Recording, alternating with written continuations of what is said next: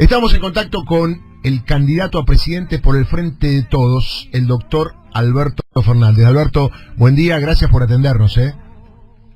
No, gracias a ustedes por el llamado y gracias por recibirme con este tema. Tengo un privilegio que ustedes no tienen. De compartirlo para su envidia. es verdad. Alberto, ¿Saben cuál es el privilegio que tengo? ¿Cuál? Que la otra noche, a instancia de Pancho Bustillo, somos muy amigos, él sabe de mi locura por la música de Drexler. Y a Drexler lo conocí por Pancho Bustillo. Ustedes saben que Drexler hace muchos años vive acá en España. Sí. Y entonces le dije, ¿por qué no decís a Jorge que venga, traiga la guitarra y cantamos un rato? Se vino a Drexler con unos amigos argentinos que van a estar en septiembre y también allá en la Argentina tocando, y que recomiendo escucharlos. ¿Y cuál es una de las qué es lo que yo conseguí que ustedes no consiguieron? Es escuchar esa noche la versión de Mediterráneo cantada por Drexler. No. Mira vos. Extraordinario. ¿No la grabó, doctor? No la grabó, la grabé en mi memoria. Qué hermoso. Yo pensé que hablabas del privilegio de estar en el Mediterráneo, pero esto ya supera. No, sí, bueno, estoy en el centro de España, no tan en el no tan cerca del mar. Pero Drexler, escuchar a Drexler tocar, entre otras cosas. Te di todos los gustos. Yo le contaba a Jorge, le digo, vos no te das cuenta, pero acabo de cumplir uno de los sueños del pibe, ¿no?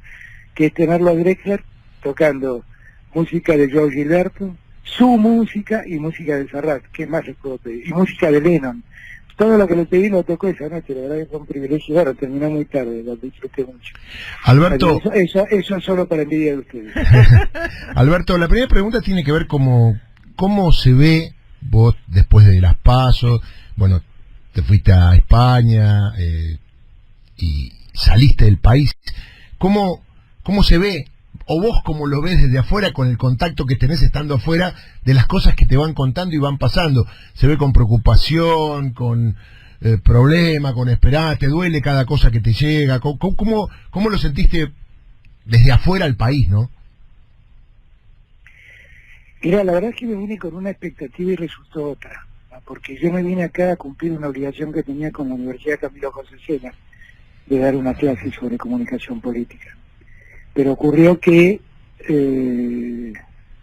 la clase determinó que muchos me pidieran encuentros. Empezó primero Rebeca Greenspan, que es la directora ejecutiva de la Secretaría de Iberoamericana, que es una institución muy importante que el reino, la corona española tiene, y que trabaja mucho obviamente con el gobierno español.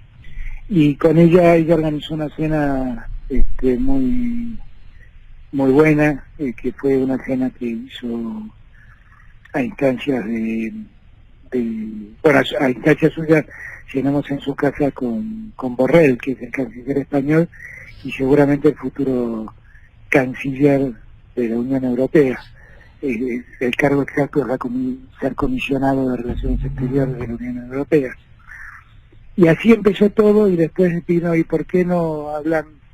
Sería bueno que hablen con el presidente de España, que es alguien a quien yo admiro mucho por lo que ha hecho en el socialismo español en los últimos años, que es Pedro Sánchez. Y bueno, y así una visita de media hora se convirtió en una charla de 1 hora y media, que parecíamos amigos de toda la vida.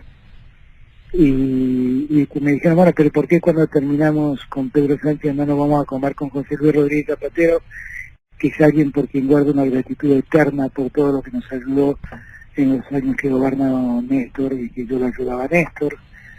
Y después los amigos españoles dijeron, no, pero es que tenés que conocer a Costa, que es el primer ministro de Portugal, que ha hecho una revolución económica en Portugal con una lógica muy parecida a la que vos tuviste con Néstor y que vos pregonás aplicar en Argentina.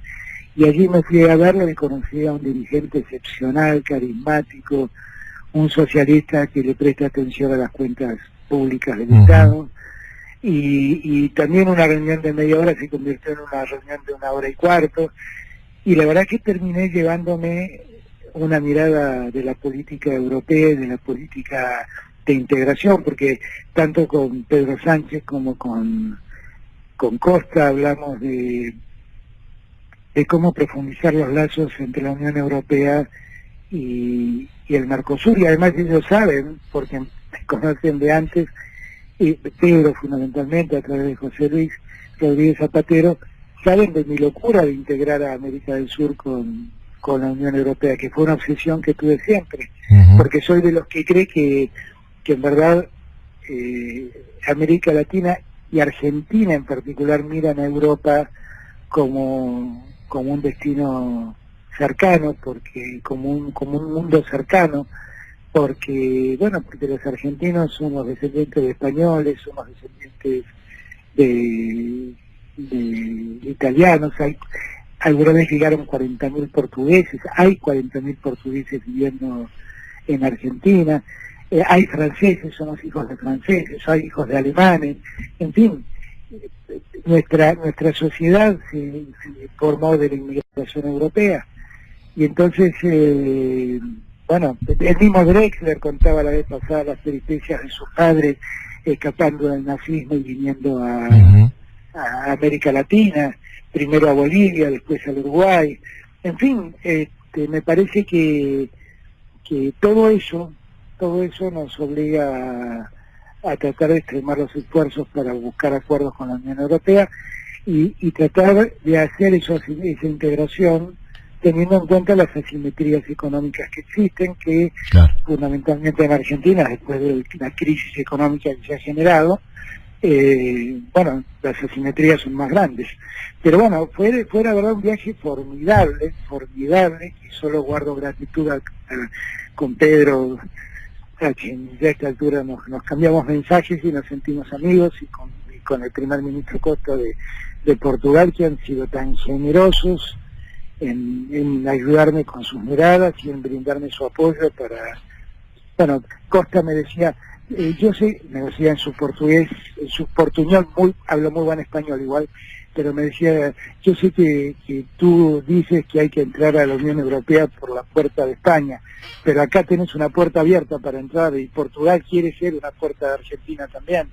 Así que la verdad me he llevado un apoyo y un deseo de trabajar juntos tan enorme. Y cuando se enteraron que veía a Pedro Sánchez, empezaron los empresarios españoles también a querer hablar conmigo, y fondos de inversión, y entonces vinieron fondos ingleses y fondos americanos a hablar conmigo y a entender lo que está pasando en Argentina, y también siempre he advertido que todos son muy conscientes del estado de situación de la economía argentina, y lo único que recibe de ellos es el deseo de trabajar juntos para sacar a la Argentina del problema. Alberto, ¿ellos estaban al tanto de la situación? Digo, más allá de lo que vos le pudiste informar, ellos siguen lo que pasa en la Argentina, están al tanto. Veo que la llegada de España significó la apertura de un montón de otras puertas, pero estaban al tanto, te preguntaban como no entendiendo lo que pasa, o de alguna manera las noticias que nos llegan son muy malas. ¿Cuál es la verdadera situación? Ellos son muy conscientes del nivel de crisis que tiene Argentina, y además han tomado conciencia de la dimensión de la crisis por las últimas medidas que ha tomado el gobierno de Macri. Y también se dan cuenta que en nosotros puede haber una solución al problema, no una profundización de la crisis, que fue algo que se pregonó durante mucho tiempo desde el gobierno argentino, y que están advirtiendo que eso fue una falacia, no fue cierto. Y entonces se encuentran con gente razonable que habla el idioma que habla el mundo, pero que lo que siempre les digo yo, miren, esto hay que resolverlo, pero no a costa de más miseria argentina. Esto no se resuelve así. Eso me interesa mucho, Alberto. Te estaba escuchando atentamente y quiero hacer eje en la reunión con Costa y el caso de Portugal, ¿no? Que negoció inteligentemente con el fondo y no resolvió la crisis con más ajuste, ¿no? ¿Qué aprendiste de esa charla, y si en todo caso estás diseñando estrategias para imitar algunas de las recetas? En el caso de Portugal es un caso que yo le presto mucha atención desde siempre, pero me vino de maravillas escucharlo a Costa. Costa, primero hay que entender que Portugal es un país de la Unión Europea, y eso es una ventaja que nosotros no tenemos, porque esencialmente Europa es siempre un garante de cualquier proceso de transformación dentro de la Unión Europea, y en este caso puntual de Portugal. Entonces, nosotros no contamos con un respaldo como es la Unión Europea. ¿Qué fue lo que hizo? ¿Cuál es el mérito de Costa? Que frente a la definición de lo que en Europa se llama la Troika, que es la conducción política de la Unión Europea, más el Banco Central Europeo, más el Fondo Monetario, fueron a Portugal y exigieron ajuste, más ajuste, más ajuste, parecido a lo que hicieron en Argentina. Un enorme deterioro de los ingresos, de los salarios, un enorme deterioro de las pensiones, de las jubilaciones, y pensaron que sobre esa vía Portugal iba a levantar, pero llegó Costa y dijo, no, miren, si nosotros reprimimos el salario de este modo, lo que estamos reprimiendo es el consumo, y nosotros necesitamos que Portugal vuelva a producir, y para eso tenemos que poner dinero en el bolsillo de los que trabajan, dinero en los jubilados, en el bolsillo de los jubilados, para que vuelvan a consumir y vuelvan a levantar la producción y la economía portuguesa, y así lo hicieron.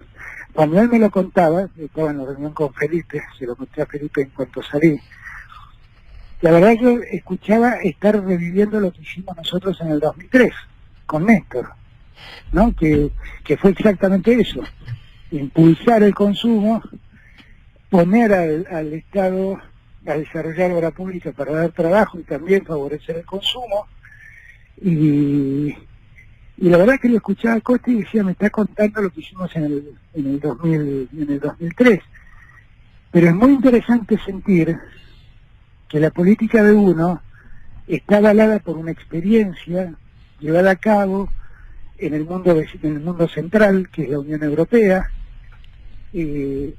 preservando las lógicas del mundo central, porque también, ¿qué encontraba en común con lo que me contaba Costa? Escuchaba con mucha atención su decisión de mover la economía, pero de ser muy estricto con las cuentas públicas fiscales, ¿no? Con el resultado fiscal, que es exactamente lo que los argentinos conocen del cuadernito de Néstor, Claro. Que era llevar estrictamente las cuentas públicas, y es algo que yo aprendí, me metí en la cabeza, y yo digo con orgullo que en 130 años de historia argentina hubo solo 5 años consecutivos de superávit fiscal, fueron los años de Néstor donde yo fui jefe de gabinete. Yo aprendí esa lógica, no entiendo otra. Alberto, te quiero decir que estamos saliendo en duplex con C5N, que gentilmente ha tomado la transmisión de Radio 10. Viste que se habla del milagro portugués. Vos acabas de explicar realmente qué es lo que pasó.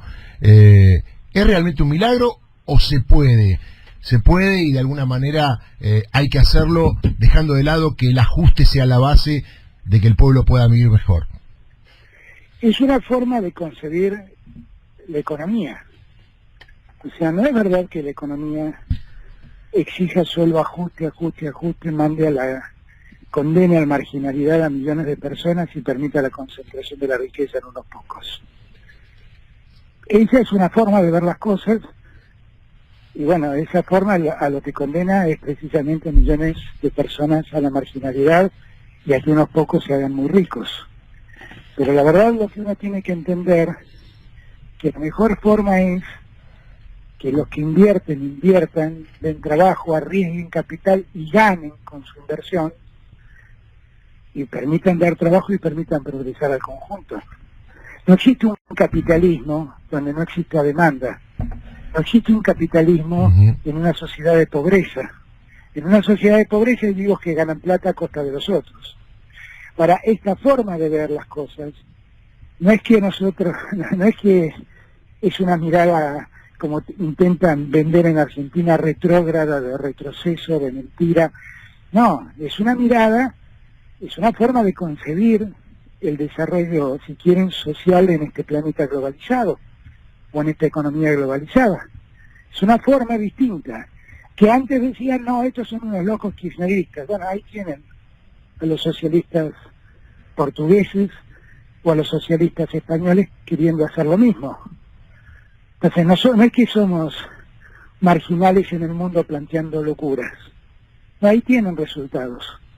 Y los resultados están en el mundo central, no están en el mundo periférico donde colocan América del Sur. Ahí lo tienen. Me gustó mucho, Alberto, en el Parlamento español que volvieras a pedir que Lula esté libre, porque los que creemos en la democracia no podemos olvidar lo que está sucediendo. Eso te lo quería decir y quería saber, bueno, cuándo volvés y cómo sigue acá la agenda.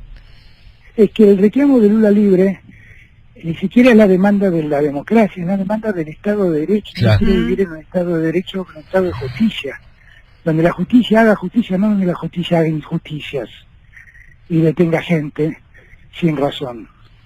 Esa es mi demanda. Ahora, es la misma demanda que tendría si algún conservador es detenido ilegalmente por una fuerza progresista. Es la demanda que hago cuando digo, miren, en Venezuela se cometen arbitrariedades. Yo lo que preservo es el Estado de Derecho. Después que los venezolanos y los brasileños resuelvan la calidad de su democracia como ellos quieran, pero el Estado de Derecho no lo dejemos de preservar y no lo dejemos de defender. Porque ayer hablaba con un periodista y yo le decía, vos nunca olvides que están Jiménez de Azúa, que fue un gran padre de muchos de nosotros, tal cual, intelectualmente, un penalista que se fue exiliado en épocas de Franco, un republicano que educó a generaciones de grandes penalistas argentinos como Alvear Righi, Enrique Basigalupo, y él decía que la jurisprudencia, en un libro que se llama La Ley del Delito, que la jurisprudencia es un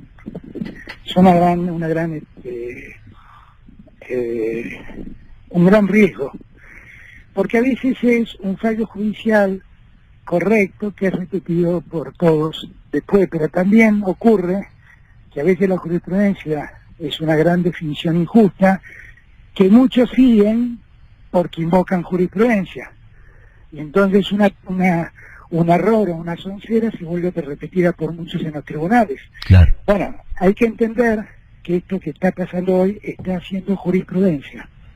Y no debemos dejar que en el futuro esta jurisprudencia se repita porque es profundamente injusta. Es detener a la gente preventivamente sin que haya una definición de culpabilidad sobre esa gente. Y no es bueno que ocurra para los que están sufriendo y padeciendo detenciones arbitrarias, y no es bueno que ocurra para el futuro. Se necesita un leading case que cambie. El Estado de Derecho. Te decía, se necesita un leading case que cambie esta jurisprudencia que está establecida, está claro.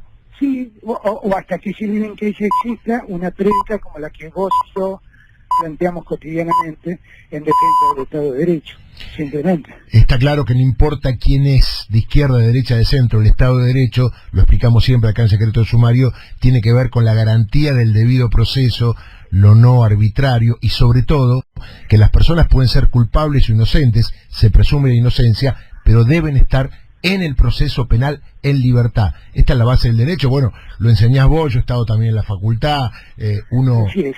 Romina te fue a ver el otro día una clase, y sí. aprendió mucho, Sí, no tanto como acá, te digo. Mira, eso lo decís vos. Ustedes, la verdad que aprendí cosas distintas, está siempre bueno. Bueno, Alberto, ¿cuándo volvés? Estoy mañana en la noche volviendo a Buenos Aires y el lunes ya trabajando plenamente. Y bueno, la verdad que trabajé bastante, ¿ven? Vine con la idea de descansar un poco, pero descansé nada, pero fue muy productivo todo esto. Fue muy productiva la reunión con los dos líderes de España y Portugal, fue muy productiva la charla en el Congreso, fue muy interesante la reunión que tuve con el presidente del Congreso, también aquí de España, fue muy importante la charla, y yo valoré mucho la charla que tuve con Ana Botín del Santander, y bueno, cené con el presidente de Telefónica, con el presidente del Banco Bilbao y Vizcaya, con el presidente de Mafre, con el presidente de Prisa, con el presidente, con el segundo de Ana Botín, que en ese momento Ana se había ido a Inglaterra. Me parece que todo eso sirvió de mucho. Y me di gustos, como tocar la guitarra muy bien con Drexler, o volver a ver a Enrique Basigalupo, que es uno de mis maestros en Derecho Penal. Qué lindo eso, qué lindo ver al maestro. Te quiero decir algo, porque vos sos futbolista. Y a sus hijos, muy bien. Que son también grandes. Su hija, fundamentalmente Silvina, es una gran penalista en potencia. La última te lo va a hacer el gringo Chingolani, porque acá hay un hecho extraordinario en la Argentina. Vos sos hincha de Argentino, no te lo puedo dejar de preguntar. El Diego se fue a dirigir el equipo de Cristina. Sí, además, sabés lo que está pasando, ¿no, gringo? Está totalmente convulsionada La Plata, se ha convertido en Nápoles, Alberto. Aprovecho para saludarlo. Es realmente impresionante lo que ha movido el tema de Diego Maradona, que no para de reinventarse, ¿no? Sí, claro, sí, es lo que genera Diego. Es lo que genera Diego. Y siempre sigue siendo para la Argentina un ídolo, ¿no? Como tal vez en el fútbol moderno no hay otro que mueva, no quiero entrar en la disputa con Messi, que es otro gran jugador. Sí, pero al margen de eso, digo, claro. Claro, exactamente. No quiero que lo que diga... Mira, el otro día me pasó algo muy notable, por eso me terminé haciendo estas aclaraciones. Pero termino cuando le digo y después hago la aclaración. La verdad es que lo que uno quisiera es que Diego, bueno, siga siendo esa enorme figura que tanta sabiduría nos dio. Claro. Y que siempre respetemos y recordemos lo que Diego nos dio y que lo que Diego fue para el fútbol argentino. Que realmente, eternamente, los que queremos el fútbol argentino, indefectiblemente moriremos en deuda con Diego. Seguro. Alegrías. Y mañana va a ser una verdadera fiesta en La Plata cuando lo presenten. Gracias a Dios, Argentinos y Gimnasia ya jugaron, porque si no estaríamos... Claro, es verdad, es cierto. Gritar, ¿no? Es cierto, gracias es cierto. A Dios ya jugaron.